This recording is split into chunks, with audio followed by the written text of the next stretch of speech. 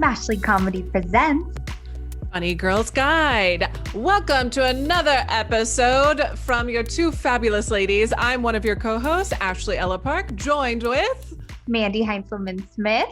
And I have a giant cowlick in the back of my head, Ashley. Oh my God. I know. That made me check for mine. I'm like, am I okay? Wait, look at this. Look at this.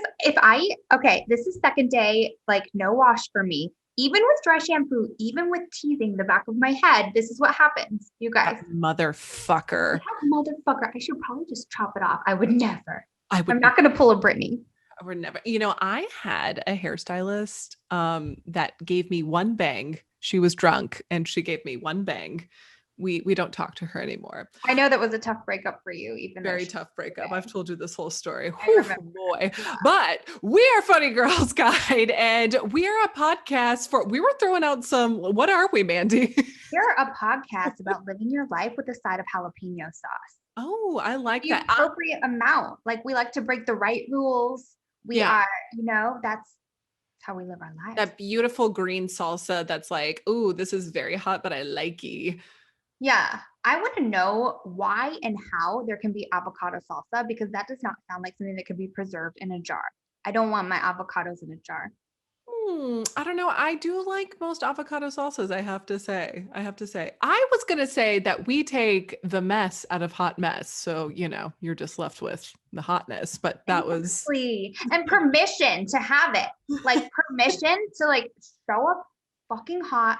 And you can be whatever you want to be. Like, I don't want anybody holding us back anymore. Not us, just us. I just mean women, people. You can be fucking hot. Go ahead. Go ahead. Just go for it. Now, we have a very special episode. We have a super special guest. I'm so excited. So fucking exciting. For anyone who has not been keeping up on our Instagram, big mistake, but huge mistake. What were you thinking, you guys? On today's episode, we are welcoming a very special guest. She is a sex therapist, the founder of The Modern Intimacy, covering mental health, relationships, sex, intimacy, all that good shit. She's a Poosh contributor, which if you don't know Poosh, who the fuck are you? Where you been? We are so excited to welcome Dr. Kate Balestrieri. Yeah, we are. We have so many questions. This is our second quarantine. Second Valentine's Day in quarantine. And I feel like it's getting, isn't it? Yeah, you're right. You're right. True. I feel like time has gone super fast and also it's like super slow all at the same time. But I feel like no matter if you are single or living alone or if you're in a relationship, like, people are struggling right now. Like I told you, I saw that Brene Brown had posted. She was like, this is the most like intimate that I have like gotten on my podcast. Maybe it wasn't intimate that she said, but it was like she felt very sherry and vulnerable. And she's like, this has been the hardest year for my marriage. Like, her saying that and being so open about it is like, whoa, holy shit. Sounds like, somebody, she doesn't pretend to have it all figured out at all, but like, she knows her shit and saying like, this has been a hard year. It's been a fucking hard year in relationships. So amen to that. Amen. Oh, yeah. I'm excited to see any tips that she has and all of her good insight for all of the things. Oh, and who might need it? Oh, tell me. Oh, no. Go on. Okay. So I just saw on Instagram, on E, that Alex Rodriguez is rumored to have a romance with somebody from she's from Southern Charm. That, this. J-Lo. Doesn't make any sense. Wait, are you sure it's not Jay Cutler? I know Jay Cutler was cuddling his ways through the Southern Charm fucks. There are was it people or me? I'm gonna look it up for you right now, but they're already saying like J-Lo's response, but they're using her music videos where she's like, just like it's on a stripper pole or whatever, like, ARod, are you fucking serious? This is J-Lo we're talking about. So who knows if it's true or not? But remember how Will and Jada's rumors started? Oh my God. Which speaking of another beautiful woman, holy fuck. I want to know what the fuck those women are on, because what they're drinking, what water they're consuming, because between her and her mother, holy shit, those women look incredible. But I don't know. You think it's real? You think it's real with ARod? I don't know. I'm just delivering this non-partial. I am just the reporter. I am not biased to one side or the other. I'm just here to listen. And we have a Dr. Kate with us. She's here. Well, welcome, Dr. Kate. We're so excited to have you here for our special Valentine's episode. Thank you for having me. I'm so excited to be here. It's hard to believe Valentine's Day is right around the corner. Again. We were just saying, it's like the year went super fast and super slow all at the same time. It's hard to believe that we are celebrating a second Valentine's Day in quarantine. Yeah, it's really, this year has been it's been just a colossal time warp in so many ways. Oh my gosh, it is nuts. Have you seen an influx of people who are like, I'm going crazy. I'm living on top of my spouse, partner, or even like friend. How do I cope with this? People have been having all different kinds of reactions depending on what their circumstances are. A lot of the people who started the pandemic as couples have now found themselves single or in the process of becoming single. And then there are people who really deepened their love and their connection, and they're learning intimacy in new and different ways, which has been really fun for them. And then, of course, there are single people who are really enjoying the quiet time and getting really productive in other ways in their lives, and some people who are going pretty stir crazy. So I think it's a pretty big gamut, just depending on what your personal circumstances have been. Yeah. I had seen you post something on your Instagram account that's at the Modern Intimacy, and it said like a lot of people will come to you thinking that they have like intimacy issues or like wanting to work on their sex lives, but then there's like usually like an underlying something that's underlying. Are you able to like see, like when you meet with couples, like how do you go about like figuring out like what it is? That's such a great question. I think if I had to sort of boil it down to the most common denominator, most of the time what people are really seeking is a sense of safety and belonging. And everything on the surface that we talk about, if you really boil it down, it's about one of those two things. So who am I? Do I fit anywhere? And am I going to get through today?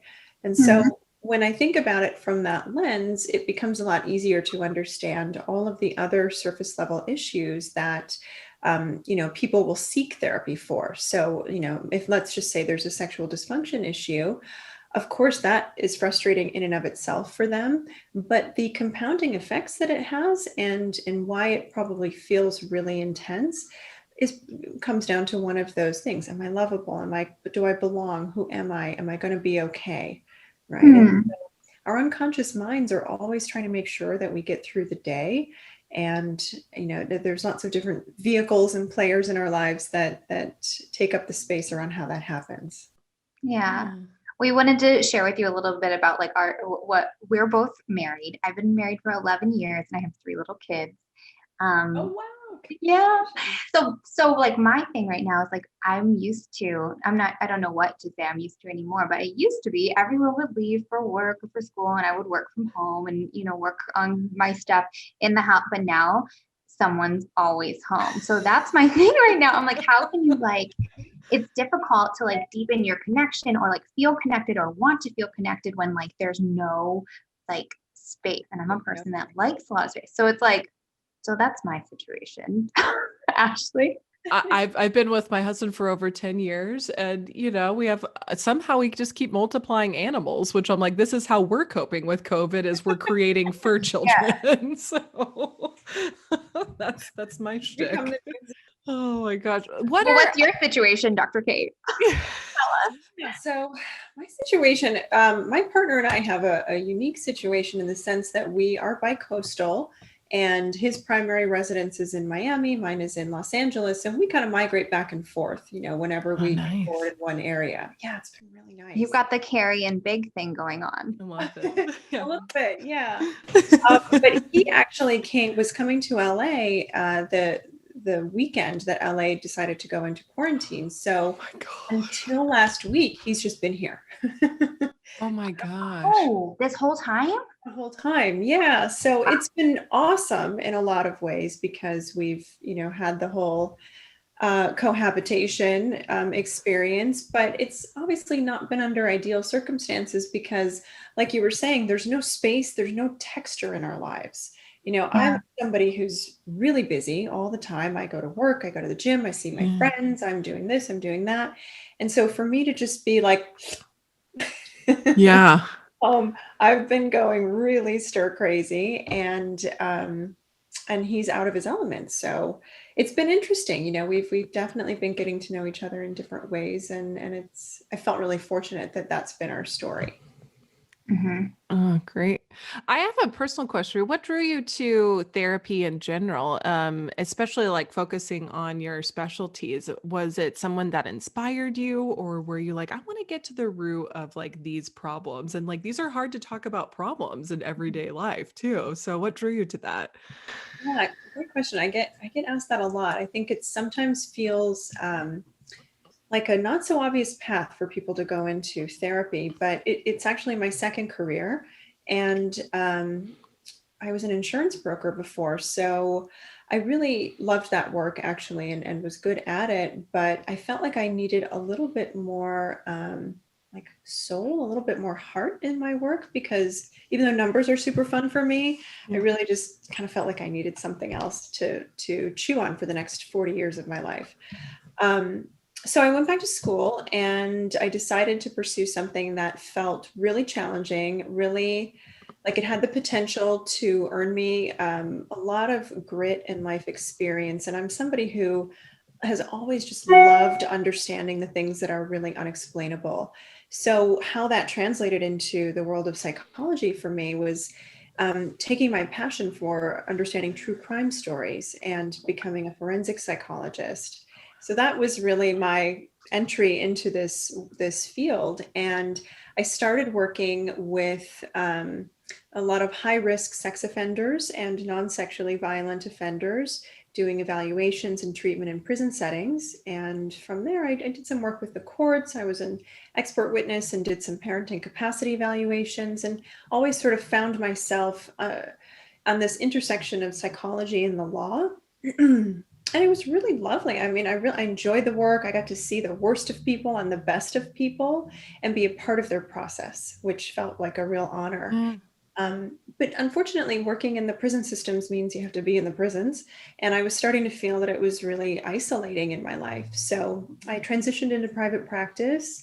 And sex is always a fun topic and a taboo topic. So I looked around, and at the time I made the decision to focus on really being in that sort of sex therapy space.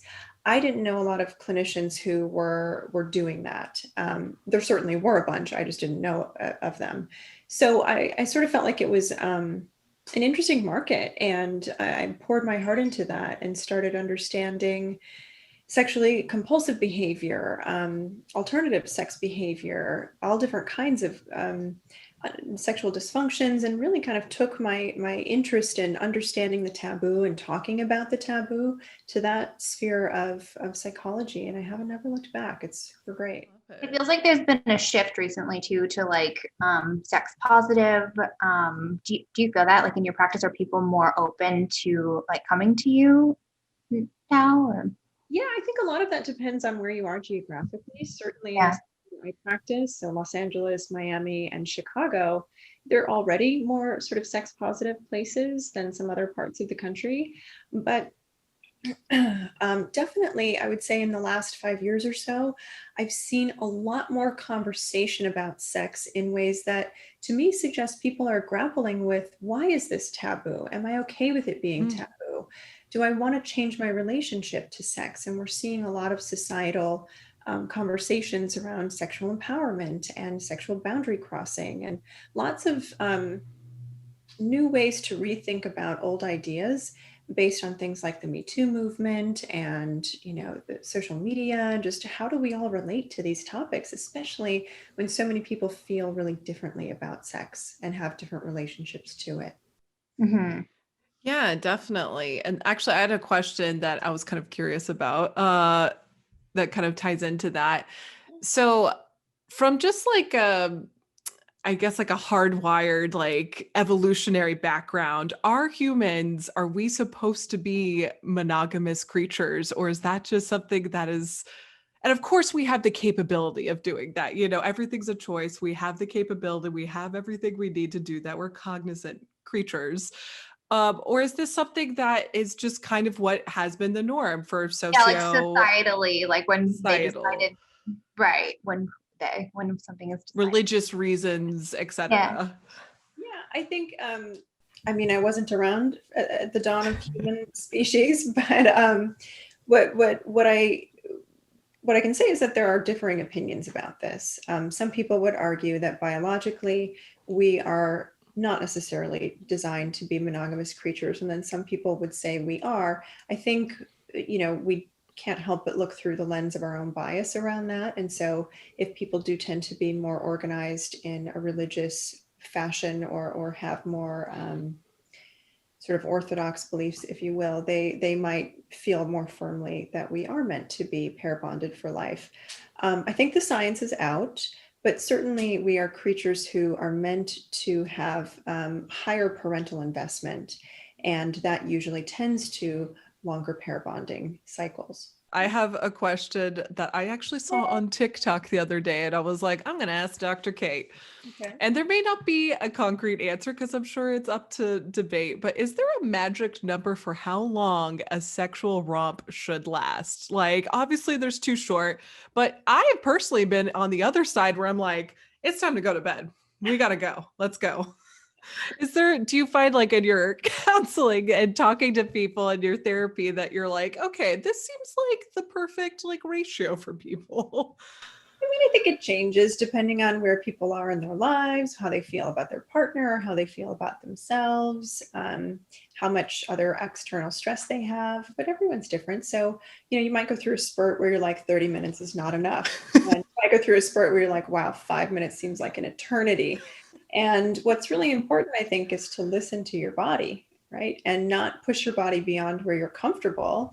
And if you're feeling more want, ask for what you need. Yeah, ask for what you need. So what if like what if you're like not on the same page with your partner about like frequency, or that was one question that came in for us, is like how many times should like a couple be having sex? And I know that there's no number on that there's no should. There's no should. But when there's like when there are differences in opinion, or you haven't spoken up about what you want in the past, like how do you start doing that? How do you get on the same page? I mean, mismatched libidos is a pretty common occurrence for so many reasons. We just can't always be on the same wavelength as our partner, whether we're talking about sex or what do you want to eat for dinner, or how frequently are you working out, or what should we spend our money on, parenting, all those things. So of course, sex would be no different.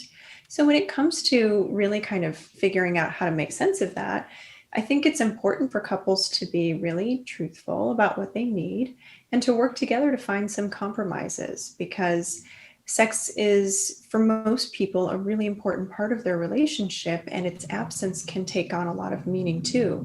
Now, that's not to say that people should force themselves to be sexual if they don't want to, or if they're feeling, other kinds of obligatory reasons for being sexual. But to the extent that they are willing to lean in and compromise with their partner, a little bit of elbow grease and willingness on both sides can go a long way. Even if it's not having full-on penetrative intercourse, maybe they are sexual in other ways, right? Maybe they engage in skin-to-skin touching, and they're not necessarily being going through all of the motions that they would like. So there's ways to really create a lot more balance and to figure out what's getting in the way of them being on the same page in the first place. And sometimes when they can work that out, the spontaneous chemistry comes back. The spark. I just watched Sex and the City too, and that was like the theme.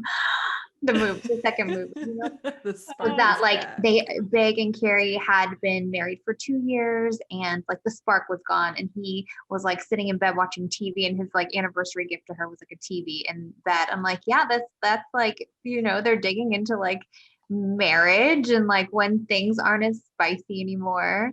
Like, how can you, especially like around Valentine's Day, and a lot of couples or single people are thinking about like how do you spice it back up, whether it's a self-love situation or like, with your partner. Yeah. I think the answer to that is different for everyone, but like Emily Morris says, we are all responsible for our own orgasm, right? So if we want to spice things up and bring the spark back, I think it's really important to think about, where did it go out, right? How did I get where I am today? Do you not feel the same in your body? Have you stopped taking care of yourself? Are you exhausted because of stressors?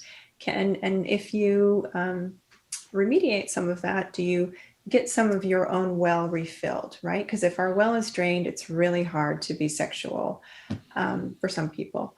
So, I mean, that's one place to start. But then otherwise, like, how are you prioritizing each other, right? Are you over prioritizing your children or other outside tasks? Because when we have thirds that interfere in our relationship, sex can go by the wayside fast, right? Come back. Yeah. No, please.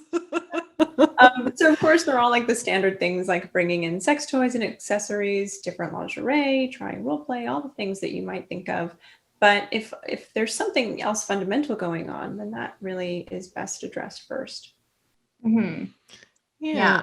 Like having that good connection. Yeah. Yeah. Which is another thing that I feel like everybody, like all humans, like what we want is like that connection. It is. It totally is. And even though, like in the pandemic right now, a lot of people are spending more time with their partners, it's less sexy time. It's more familiar time. It's more domestic time. It's more sweatpants and more dirty socks and more bedhead that doesn't get washed. And so that's great. That's a different kind of intimacy. But if we're too over familiar and don't have enough space and texture, sometimes that can really snuff out any kind of arousal. So, take showers, change your pajama pants, go on walks around the house, get some space from each other, because the practice of going away and coming back together can in and of itself bring back more of a spark. Yeah. Amen to that. It's hard to find that. I feel like it's hard to find that space. And I feel like I can't even complain about it, because like we're in Austin. I came from Los Angeles, where we had like a little yard and couldn't send anybody really out to play for very long. So, I feel like I shouldn't even complain about that, because I have a big house, but like still we're all on top of each other. And the quality of the connection, I feel like is not like what I would like it to be, because when you're together all the time. We had a question come in about like women who have a difficult time orgasming, like whether like is there a common denominator for that? Is it like figuring that out on your own before you're with a partner, or like how do you figure that out for yourself? That's such a good question. Well, there are lots of different reasons that women might struggle to have an orgasm. Sometimes women can orgasm by themselves and not with a partner, and sometimes they struggle to orgasm altogether. And so, things like hormones, or if they have any other medical conditions or medications that can get in the way of really being able to experience libido and arousal and pleasure sensations in all the same ways. Certainly, stress, especially if you're a mom and you're tasked with doing all of the things, then that can really drain a lot of energy, and it's hard again to pull from a dry well. So might be less interested in sex. But other things like not being properly stimulated, both in their mind and fantasy, and then also physically. Women's bodies take longer to get aroused than men's do for the most part. So if we're not spending enough time with foreplay or physical touch outside of sexual experiences, women's bodies can feel like they're starting from zero, and it takes a long time to kind of rev and get there. So those are all things to really think about. And sometimes it's about poor communication and resentment in a partnership. Sometimes it can be related to historical trauma, or feeling neglected in a partnership. Women's bodies get very self-protective, and whenever we don't feel safe, so if we're not sure of where the relationship is going, something like that, there's a higher likelihood that a woman might struggle to have an orgasm with a partner. So, there's all kinds of reasons. And working with a sex therapist is a great place to help figure out what is the cause of that. I see this poster in your background. So we are going to put this video on YouTube, but for all of our podcasters, Dr. Kate has a sign that says "Get Naked" up on her bookshelf. And I love that, because I do feel like women in particular are so hard on their bodies. They're so judgmental, and not even if they're judgmental against others, just on themselves, and men too, to a certain degree. But I feel like just society in general has programmed women to feel this way. Do you have any tips, or do you see this often in your practice, of women who are like, I want to be more confident. I want to be more confident naked in my body, how I am? Yeah, for sure. And that's true for people of all genders. I see a lot of body insecurity. And just to be really clear, my get naked sign is not a prescription for people to literally get naked in sessions. That never Don't happens, do ever. That never happened. Consensually get naked, please. Sessions with me, keep all your clothes on. It's a metaphor for getting vulnerable. That's why I have that sign there. Right? We have to let ourselves be seen. But yeah, so back to your question about body insecurity. A lot of women will love parts of their bodies and then really struggle with other parts. And some really have gotten bad messaging. I shouldn't say bad messaging, but really destructive messaging from people around them about their bodies, whether that's been in praise of their body or to shame their body. It can still be destructive in either direction, because if somebody learns to overconflate their sense of worth with their sense of attractiveness, it doesn't matter what their body looks like. They're going to have a higher experience of discontent in their own skin, because they'll always have so much riding on whether or not they have a stretch mark or if they've shaved their legs, things like that. Right. So, a lot of what I do with people struggling around body insecurity is to really unpack, how did they come to feel that way about their body? Who helped them learn those unhelpful messages? How might they want to replace those messages internally? And sometimes it's a question of improving from the outside in, sometimes inside out, usually both. And when I say outside in, I mean like going to the gym, eating a little bit differently, taking care of themselves in a way that maybe they hadn't been before, not just from a vanity perspective, but from a personal investment perspective. Yeah. Right? Because when we start treating ourselves better, we see ourselves in a more positive light. And that's really impactful. That changing of the perspective of like doing it for yourself is like that's like the game changer. Like working out for your health, not just because you ate something that you think is unhealthy. Yeah, that mindset shift is tough though. It can be, and it can be especially tough if there are people around you who don't understand what you're doing and continue to use diet language or shaming language. Yeah. Or praise for appearance that they perceive to be attractive. And so I really talk with people about how to set boundaries, like tell people what is not helpful in terms of language and what is supportive. Yeah. Okay. So I have a question about that. I feel like I'm so excited for my kids to come into this like generation with the outlook on like, body positivity, just like the shift of letting go of like the old ways. But when grandma comes into the picture and it's like, oh, you're a good boy because you ate your food. Now, I know that her saying that one time is not going to like undo, the what I've done, but like, I don't want to offend her and I don't want to like call it out too much in front of everybody. So like, do you let like, when there's like someone who does, sort of talk about body and diet and like the old way, like eating your food makes you a good person, not just intrinsically who you are. Like, how do you handle that? How does one handle that? Oh, that's a really tough situation because, most grandmas, their heart's in the right place when they make comments like that. Right.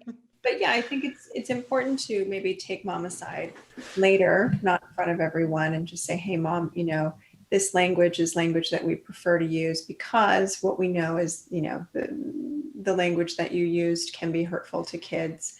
So we like this language. We love it when you cheer him on. Can you do it in this way? Right? Give them alternatives. Let them know that you love them and you appreciate that they care, and ask if they're willing to make that change for the good of the way you're choosing to raise your kids. I do have a question kind of around social media, even like tying back into this new generation. We are talking very openly as a nation of consent, sexuality, intersexuality, all these things that we're just people talked about, but not so much. And we're so vulnerable and connecting with other people. If you're And not gender alone. fluidity too. I love that. Yeah. Being like, you can be whoever you want to be. Like, oh, you could be the vice president. Yeah, absolutely. I mean, these were terms that, even back when I was in high school, like it just, didn't exist. This is kind of a broad question, but do you have hope for the future generation? Because we are talking about it so openly, and even hard things like sexual assault, like people are saying you're not alone. Like, and I'm saying this as a survivor myself, there's so many people who are like, we're in this together. We got this. So do you feel like there's like a shift in that way?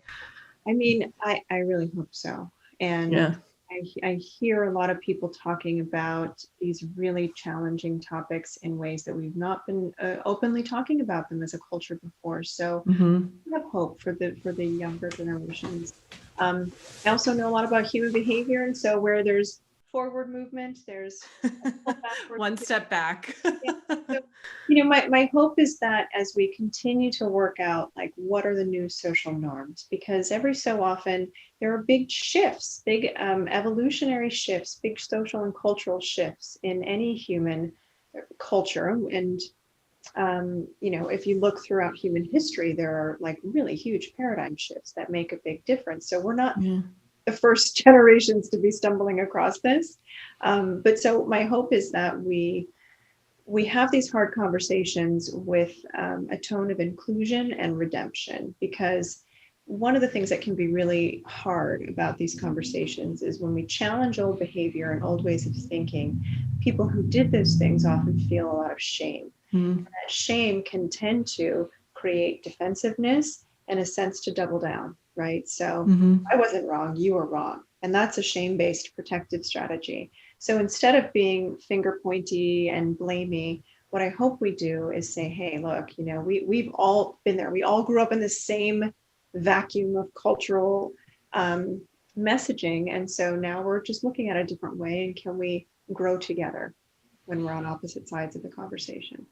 I don't know if you're on TikTok a lot, but I've been looking at TikTok a lot, and obviously the algorithm skews to what you pay attention to. So it's a bit of a self-selecting group of memes, but I have been seeing some incredibly smart, educated, passionate, super young people talking about these issues. And that really warms my heart, because when I see that, I think, okay, the next generations are going to have people there who can help, shepherd this new path forward. Yeah, I definitely feel that, where it's like the future is bright. I may not agree with some of the fashion choices, but the future is bright. So another thing that I saw on your the Modern Intimacy Instagram page was about like power struggles in a relationship, or it was like, if you feel like you're sort of like parenting, whether you're doing like the dad thing or the mom thing, like what is that dynamic and how do you like get out of that? Resonates because so many of my friends are parents and have a bunch of kids running around and a lot to do, and then they also feel a little bit like they're also shepherding and making appointments, and sort of a little bit of like the old way of gender stuff, I guess, in marriage. I mean, it certainly that sort of dynamic can show up when there are more traditional gender roles or non-traditional gender roles in a house. But what the sentiment behind that statement for me is that sometimes we get into relationship and partners regress. We regress because some of our unfinished business from childhood didn't get fully worked through. And so sometimes one partner tends to feel more like a child than they do a partner. And they rely on the other partner to do everything, do all the emotional labor and all the things around the house. And it can create a lot of resentment and a lot of frustration between partnerships. So it can also look like, one parent being the Disneyland parent and the other parent having to do all the hard stuff. Like in Mrs. Doubtfire. Yeah. Do you remember when like he's like dancing on the table and has like a goat and a birthday and his wife was out like, doing something ridiculous, like all the girls just worked like 9 hours and comes home to like the fun parent and a shit show. I know, like as a kid, I was like, that woman is so evil. But as an adult, I'm like, that poor woman. Like, oh my God, get her a spa day. Totally. Yeah. So, I mean, I see it a lot in the couples that I work with. One partner doesn't really like to be as responsible and do the minutia, which not many people do. So it kind of like falls in the hands of the other partner. And then they get into this dynamic where psychically one of them feels like a parent and one feels like a child, and that just kills everybody's sex drive. Yeah. Is that sort of like, is it like subconscious, or is that like, yeah, it is. Yeah, it's definitely an unconscious process. And it happens more in families where one parent was really enmeshed with a child. And so those kids grow up to either be hyper over responsible or really kind of like falsely empowered and sort of derelict in their adulting responsibilities. And so unfortunately, those are the people that tend to find each other most readily, because again, we're always working out our unconscious business, and it can create a really polarized dynamic. Oh my gosh. In dealing with unconscious business, like obviously ideally, and I say this to my kids, is like, your goal isn't to like grow up and get married. Your goal is to like be a whole person. And if you choose to, have a relationship with somebody else, whoever else, like that, hopefully they're also at a good place as a whole person. So you're two whole people coming together. Is that like, that is like sunshiny and too rainbowy, right? Like, are you ever, I know it's a lifelong process. Are you ever totally fully a full person, meeting a full person, and then it's just like quarantine Valentine's Day perfection? Or is it, we're always a work in progress? I would say we're always works in progress, because we're always evolving. And as we have different milestones in life, as we achieve different milestones, or just sort of developmentally reach different milestones in life, we reorganize who we are a little bit, and we grow and we learn from the bumps along the way. So I would say we're never really static. So this idea of you have to be healed or whole before you can love someone or be in a partnership just really isn't, it's not realistic, because we are always growing and hopefully always examining and, making changes. But definitely we don't want to make it our partner's sole job, or really any job, to kind of work out our stuff for us. So Yeah. What that saying is really getting at, like, be accountable for your own process and take care of yourself so that you can show up with a partner and have an interdependent relationship. Be accountable in your own shit. You got to do the heavy lifting. You can't have someone else do it. You gotta get naked first. That vulnerability.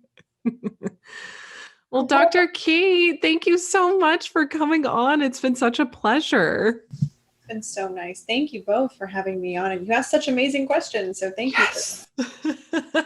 Where can we follow along and keep up with you? So on Instagram, you can find me at Dr. Kate Balestrieri. And otherwise, my website is probably the best place to go. It's modernintimacy.com. Okay, great. We'll send everyone your way. Thank you. Thank you. Lighting our little virtual pretend air cigarette, like we do. Just what the doctor ordered. Just what she ordered. The air cigarette. Wow. We got into all the subjects, like all the topics. I love it. Yeah, we did. We got to ask everything we wanted. I hope we hit all of the things that you guys are working on too, Yeah. And if we didn't, we do have another little special episode. If y'all remember back from our EF Live days, we had on Dr. Stacy Kaiser on the show, and she's coming back. So if you have more questions, let us know and we'll ask her. Yeah. And she was the show isn't on the air anymore, but she is the former host of Fatal Vows. I know. I want to get into it with serial killer minds. This is going to make me sound crazy. I love serial killers. Well, people do. Remember, I feel like a lot of like our therapist friends are like into like the workings of the mind in that way. Remember Becky was, yeah. Our tarot card episode, she was into it. We're into these shows. I can't watch them anymore. Like after I had kids, I couldn't really watch like horror movies. I can do it again now. I'm watching the second part of the House on Haunted Hill thing. I'm watching Bly. Oh, Bly. Yeah. See, I love for some reason, I love true crime documentaries. I love trying to figure it out. I listen to Serial religiously. I even watched the follow-up on Adnan Syed. That's right. And I just I love this sort of stuff. And it's just, I find it to just be so fascinating. But the best thing I've seen, and I'm going to have to, I always forget the name of this and I always fuck up the name. So I'm going to take a look at this. It is, if you have not seen this and you have the stomach for it, I do recommend it. It is a sketch on YouTube. Yeah. That's the one. If you have the stomach for it, please subscribe to us on YouTube. Please, you have to if you've got the stomach for it. No, this show is from Michelle McNamara. She is an author of a book that's called I'll Be Gone in the Dark, and it was about the Golden State Killer. And she was married to Patton Oswalt, comedian, and she had an accidental overdose, very tragic. She's a mother. But it was her life calling to solve this murder of the Golden State Killer, and it got solved, posthumously. So a lot of her contributions led to this discovery. So it was a huge team effort. But what was unique about her storytelling is she told true crime in a way where the victims weren't a circus act, where it wasn't a spectacle. It was this is a victim, this is a person, this is a survivor, and we're going to treat them as such. And do they not usually do it that way? How do they usually? They're very it can feel it's very it's an exploit, or it's some people and then they got slashed, and it's just glossed over. Their life is glossed over, and it's focused on the killer, on the act rather than the victim, and in a really bad clinical sort of way, or even in a fantastical way. And so what her book did, and they talk about this in this documentary series on HBO, is they gave life to the victims, they gave sympathy to the victims, and they even in some ways empowered them to kind of tell their story. And so it's a hard watch because there's horrific crimes, but it does have a good ending, and it has a uplifting ending. And even though it's kind of filled with tragedy, I definitely recommend it, and I loved it. And it was just, it shows that with passion and community, you can do anything. That's a good message to leave on. I know. We went from serial killers to community. So here we go.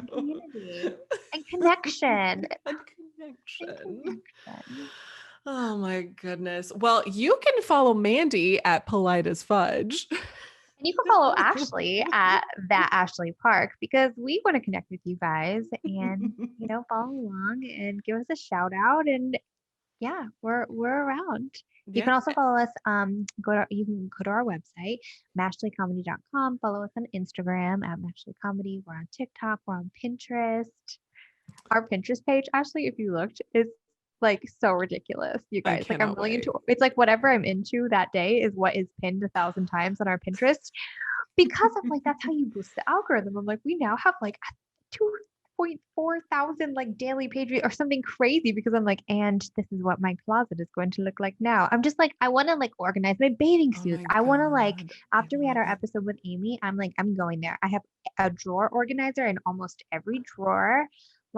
Oh my God. Wow. I'm taking, what did you say about the hot and the hot mess? I'm taking the mess. Taking the mess out of the hot. Taking the mess out of the hot mess. You're just left with hot. So that's the. As I put my hair up. Back to my disgusting cowlick.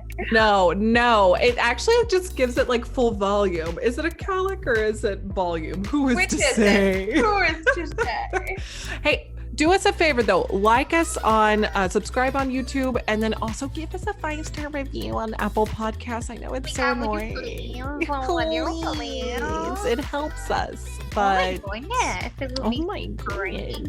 It'd be super nice if you left us a 5-star review. It sure would. Super nice. We would really like that.